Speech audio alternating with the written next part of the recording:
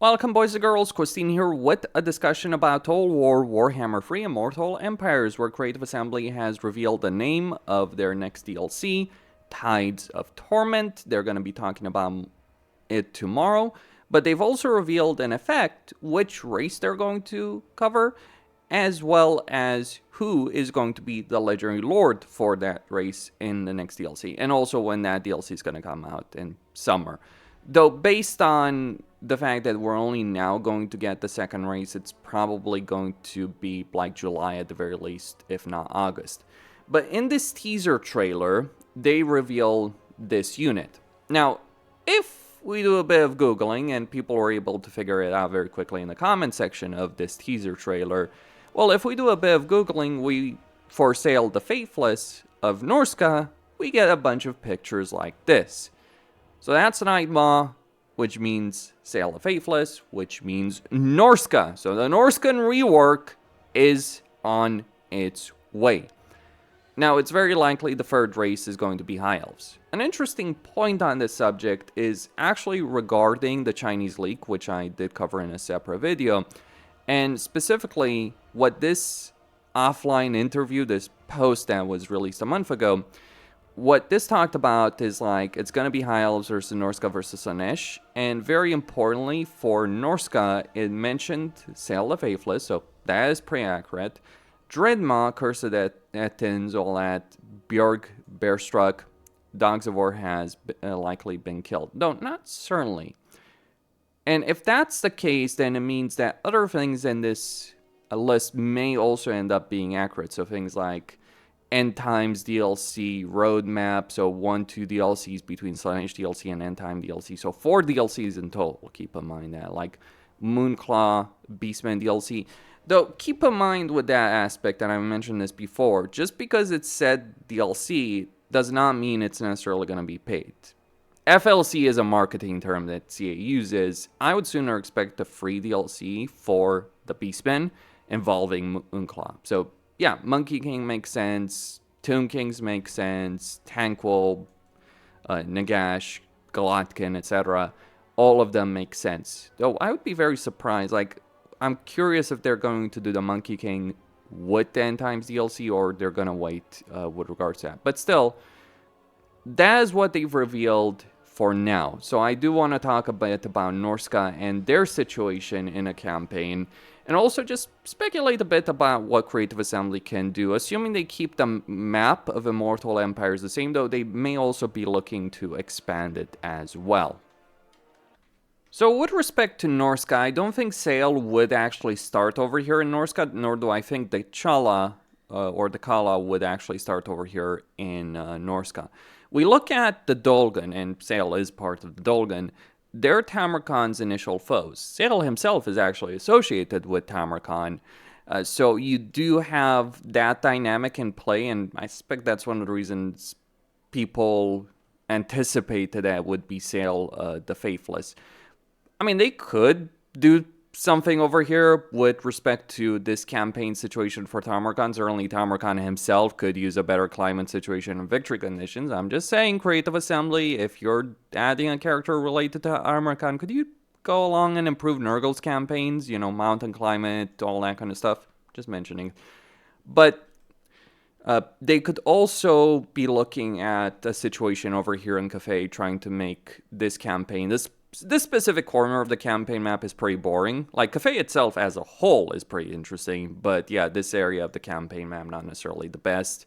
And I don't think they added an extra province in the Cafe and Hinterlands for no good reason. But they might just also be saving that for the Monkey King, but it is absolutely a possibility. Now, what this really means, though, is we're not going to get Dark Elves as part of this DLC. Like, we're very likely going to get High Elves. Like, I think it's 100% certain we're going to get High Elves. Like, that's the one thing consistently across leaks that has been brought up. Like, it's going to be Slaanesh, it's going to be High Elves. In fact, I'm a bit surprised that they've effectively decided to announce Norsca as opposed to announcing High Elves, because they could have just kept people guessing as to which is going to be the third race. And so they could have announced Aislinn right now. And yes, I do think it is likely going to be Aislinn. I've said it before and I'll say it again. I think Dark Elves don't need a rework. I think the individual Legendary Lords do, so I think it would have made some sense for them to just like, okay, let's rework Slaanesh, let's rework High Elves, let's improve Dark Elves, improvements, not rework, and then improve Legendary Lords for Dark Elves, High Elves, etc. But they've chosen to go with 3 races, each of which needs significant reworks. Okay, and hopefully they all get them.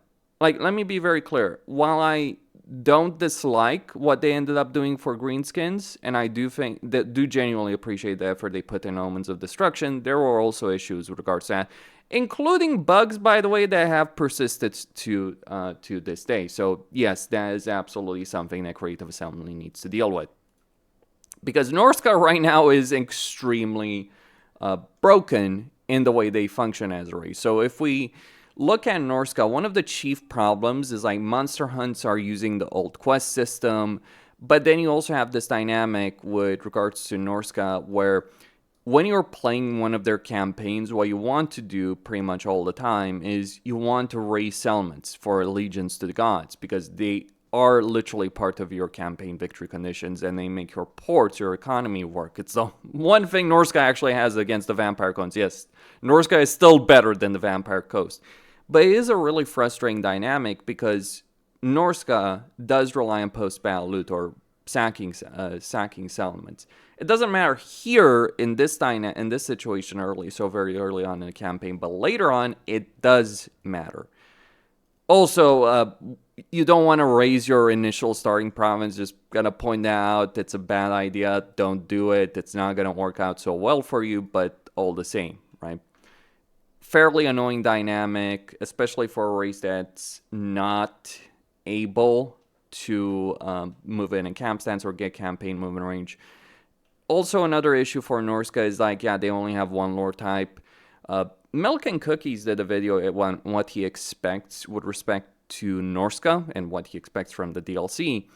And what he does expect, and what people have pointed out in regards to the teaser, is that there's going to be a Sorcerer Lord choice. Now, I'm always iffy on Sorcerer leaders because I tend to view Magic as something that's better off with a hero dedicated for that and using the Lord and their higher ranks, the items you want to put on them, using them for melee capability.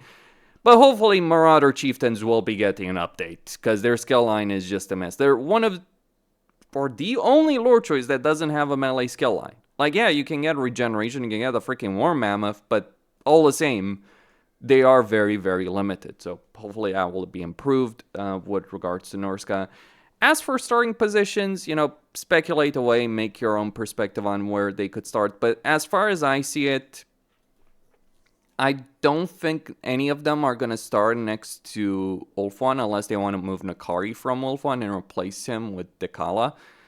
Not sure that would be the best idea. Now, of course, what Creative Assembly could do with regards to Norsca is just put Sayl over here in Skaggy. And look, Skaggy is an awesome settlement from a Norsca perspective. It just gives so many damn benefits. It's ridiculous. So if you want to talk about Powerhouse Norscan campaign, that would also make things more interesting for, say, Jan Bo and all that. Sure, I am very skeptical of another freaking jungle campaign. If they had the Norscan Legendary Lord or any Legendary Lord here, they better have frozen climate and mountain climate so we actually get to deal with more interesting stuff than the freaking Lustrian jungle. Lustria sucks. It sucks because it doesn't work that well. Simple as that.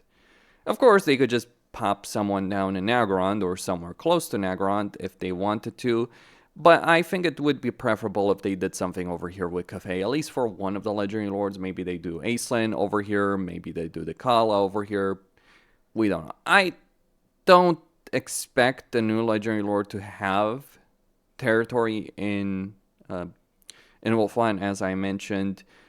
It is also the question of having a DLC focused on naval factions that's not going to include naval combat because Warhammer doesn't include naval combat. I don't think we should expect naval combat in Warhammer 3. They wouldn't do that for just the DLC. Let's be very, very clear on that. But I guess we'll find out what Creative Assembly ends up doing with respect to that. Maybe Norsca will get shipbuilding. I think it would make sense if they had shipbuilding, especially Wulfric. Just saying, you've decided to roll the ball with Norsca, CA. Wulfric better actually have teleportation and better mechanics, same with Trog. Just mentioning it, you went with Norsca, Slaanesh, and High Elves. Ball's in your court at the moment. Hopefully Teclis actually ends up being better, but we'll find out. Questine here, signing out. Don't forget to subscribe, like, and enable notifications. Stay tuned for more.